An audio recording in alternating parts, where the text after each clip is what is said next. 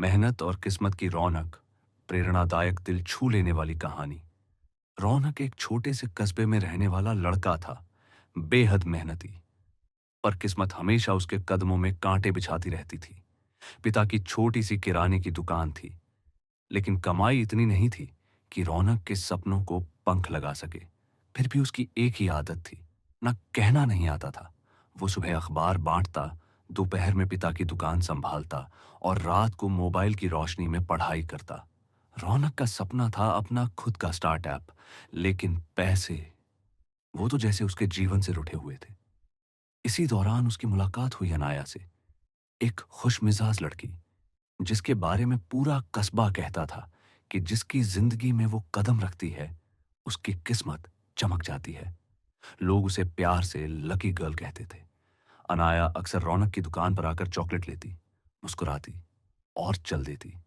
लेकिन रौनक हर बार उसका मुस्कुराना देखकर एक अजीब सी ताकत महसूस करता। एक दिन अनाया ने उसे देखा कि वह दुकान बंद करके चुपचाप रो रहा है।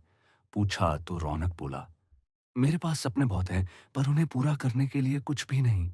शायद मैं बस मेहनती हूं, किस्मत वाला नहीं। अनाया ने हंसकर कहा, किस्मत मिलती नहीं, बुलानी पड़ती है, और तुम उसे बुलाते ही नहीं। उसके ये शब्द रौनक के दिल में गूंजते रहे।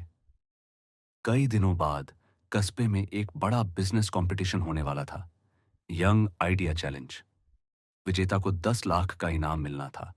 रौनक ने अपने पुराने सपने, एक स्मार्ट किराना डिलीवरी ऐप का प्लान बनाया।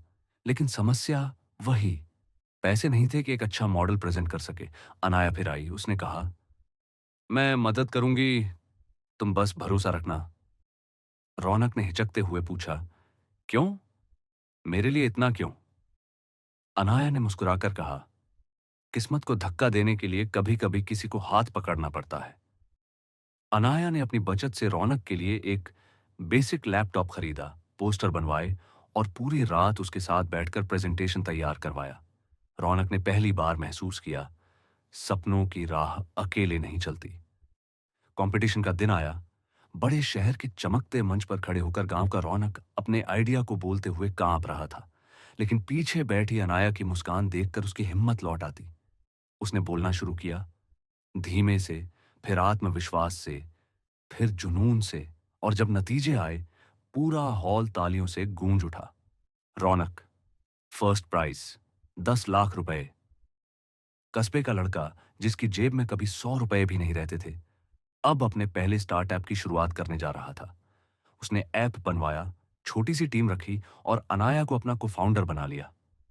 कुछ ही महीनों में ऐप पूरे प्रदेश में पॉपुलर हो गया। ऑर्डर्स बढ़ते गए, पार्टनर्स जुड़ते गए, और देखते ही देखते रौनक की कंपनी करोड़ों की हो गई। लोग कहते, रौनक तो लकी बन गया है। लेकिन रौनक हर बार मुस्कुराकर जवाब देता, नहीं, मैं मेहनती था, मेरी किस्मत अनाया लेकर आई। एक शाम उसकी कंपनी के नए ऑफिस की छत पर हल्की हवा के बीच रौनक बोला, अनाया, तुम्हारी वजह से मैं यहां तक पहुंच पाया हूं। मैं तुम्हारा क्या कर्ज चुकाऊं? अनाया मुस्कुराई, कर्ज चुकाने के लिए नहीं हूं, जिंदगी में साथ देने के लिए हूं।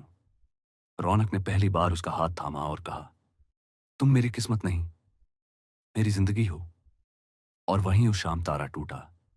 लोग कहते हैं कि तारा टूटना सौभाग्य लाता है,